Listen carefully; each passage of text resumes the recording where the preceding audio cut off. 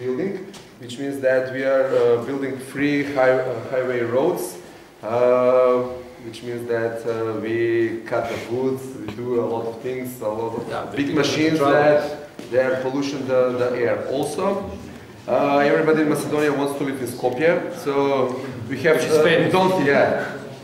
don't have enough space, so we must build a lot of flats and apartments. So we must cut the whole mountain just to build a lot of apartments for the people from all over Macedonia, especially from Prilep, Debar, and etc.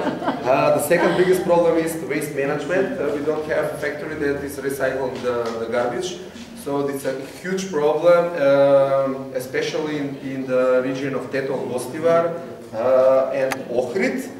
And the second and the third biggest problem in Macedonia is that the law, because the biggest factory are the factory that mostly polluted the air, and they hire a lot of people. They don't respect the law, and they don't put the filters. Even though the law was adopted before 2 years, nothing was happening, especially with the big factory that pollute. Not bribing, blackmail the government. We will close the factory if we put the filters. So we will continue to work or put the filters, which is.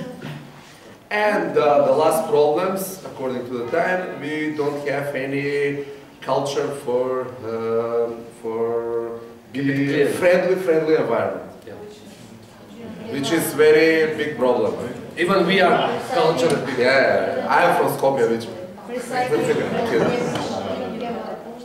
So there is a, let's say, lack of friendly environment culture. Okay. So more raising awareness and education activities. Thank you to Macedonia. Now we cross the